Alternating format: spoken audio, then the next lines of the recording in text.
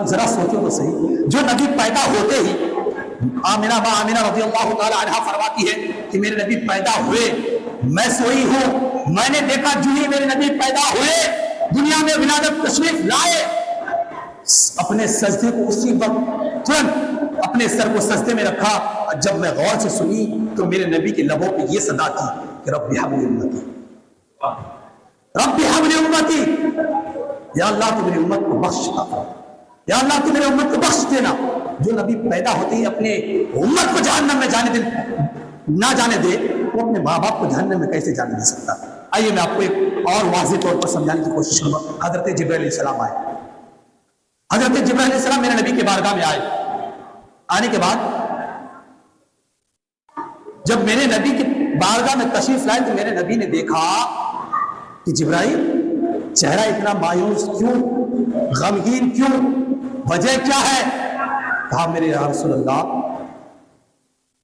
مجھے رب نے حکم دیا، مجھے رب نے حکم دیا کہ جبرائیل جاؤ ذرا جہنم کا نظارہ کر کے آؤ، ذرا جہنم کو دیکھ کر آؤ۔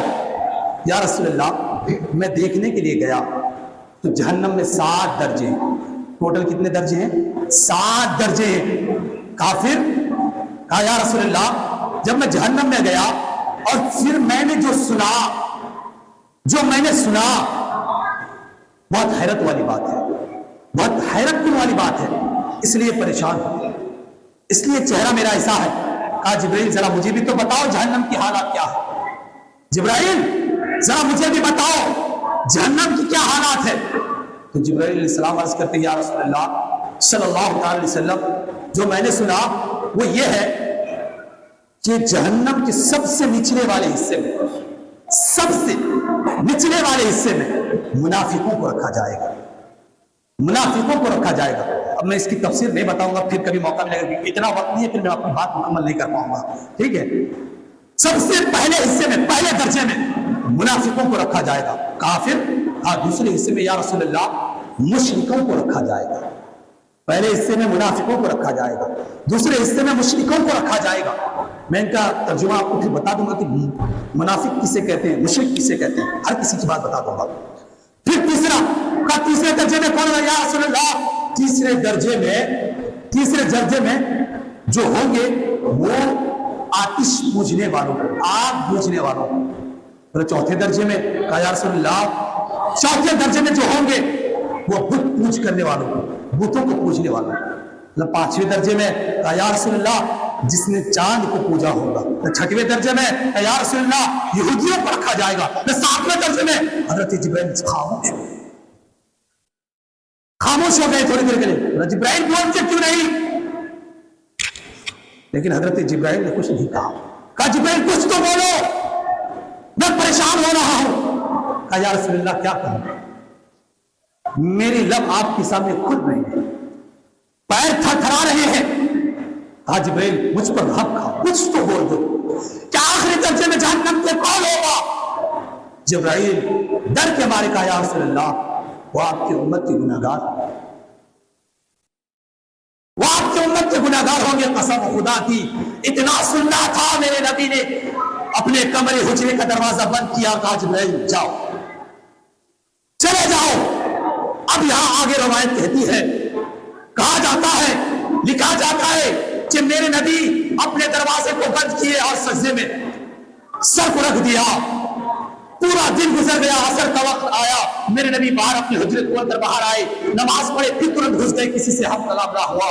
حضرت ابو بکر صدیق فرماتے میں نے دروازے پر آواز دی السلام علیکم یا رسول اللہ، لیکن آواز اندر سے سلام کا جواب نہ آیا۔ حضرت ابو بکر صدیق فرماتے ہیں، عرض کرتے ہیں میں بہت حیران اور پریشان ہو گیا، آج تک کبھی ایسے میرے نبی نے نہیں کیا کہ میں نے سلام کیا ہو اور اس کا جواب نہ دیا ہو۔ حضرت ابو بکر صدیق فرماتے ہیں پھر میں دوڑتا حضرت عمر فاروق کے پاس گیا، عمر سے پوری واقعات کو بیان کی، اور پھر حضرت عمر فاروق فرماتے ہیں پھر میں بھی دوڑتا گیا ہمارے نبی کے بارگاہ میں، ہمارے نبی کے حجرے میں پہنچا، آواز دی، دستک دینے کے بعد السلام علیکم یا رسول اللہ کہا۔ حضرت عمر فرماتے ہیں میں نے بھی سلام کیا، لیکن رسول اللہ نے جواب نہ دیا۔ پھر ہم پریشان ہو گئے۔ حضرت ابوبکر، حضرت عمر فرماتے ہیں اب پھر ہم دوڑتے دوڑتے عثمان کے پاس گئے، عثمان کو لے آئے، عثمان بھی آیا، دروازے پر دستک دی، دروازے میں سلام کا جواب نہ آیا۔ اللہ اکبر۔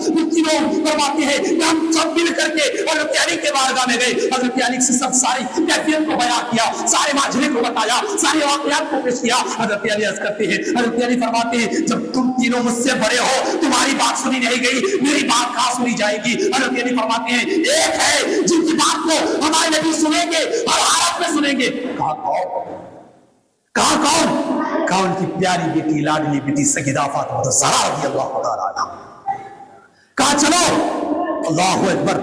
حضرت علی فرماتے ہیں ہم سب مل کر کے فاطمہ الزہرا کے دربار پر گئے، ان کے حجرے میں پہنچے، ان کو ساری کیفیت بتائی، سارا واجہ، سارا واقعہ بتایا گیا۔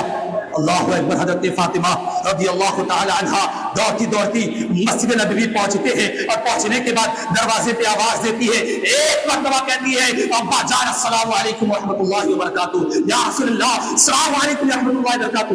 ایک ہی بار میں سلام کا جواب آ جاتا ہے، کیونکہ میرے نبی جو ہے نا اپنے بیٹی سے بہت محبت کرتے ہیں۔ اور دیکھیے رب نے اس بیٹی کا مقام ہی دیا ہے کہ جس کے گھر میں بیٹی پیدا ہو جائے وہ گھر میں رحمت آ جایا کرتی ہے، اس لیے نہیں کہا۔ اور بیٹی کی ہر خواہش پوری کرنے کی کوشش کرے، میں آپ سے یہ گزارش کروں گا۔ تو اللہ اکبر۔ آئیے میں آپ کو آگے سنانے کی کوشش کرتا ہوں کہ حضرت فاطمہ فرماتی ہے کہ میں گئی، اندر بیٹھی، میں دیکھا، مجھے محسوس ہوا کہ میرے نبی کی آنکھوں میں اشک ہے، آنسو ہے۔ میں نے پوچھا یا رسول اللہ یہ کیفیت کیسے، یہ آنسو کیسے؟ میرے نبی نے کچھ نہ کہا۔ میں نے بار بار ذکر کیا یا رسول اللہ کچھ تو کہہ دو، تو میرے نبی نے فرمایا اے فاطمہ جبرائیل آیا تھا، جبرائیل آیا تھا، مجھ سے کہا کہ میری امت جہنم میں ہوگی۔ بس 3 دن ہو گئے، 3 دن ہو گئے، میرے نبی نے کسی سے ہم کلام نہ کیا، نہ کھایا نہ پیا، اس کے لیے یہ ہم جیسے گناہگار امت کے لیے ہم کیا کر رہے ہیں؟ ہم کیا کر رہے ہیں؟ اس نبی کو ہر روز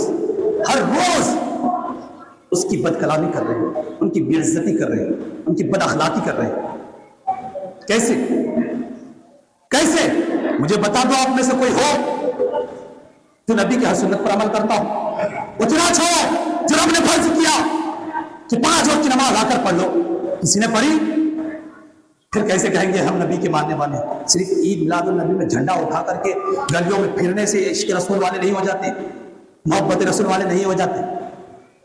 اب ذرا دیکھو تو صحیح میرے نبی نے کیا کیا ہم امتوں کے لیے۔ کہا حضرت فاطمہ فرماتی ہے کہ میں نے اپنے نبی کی آنکھوں میں آنسو دیکھا، میں نے پوچھا یا رسول اللہ یہ کون سی کیفیت ہے؟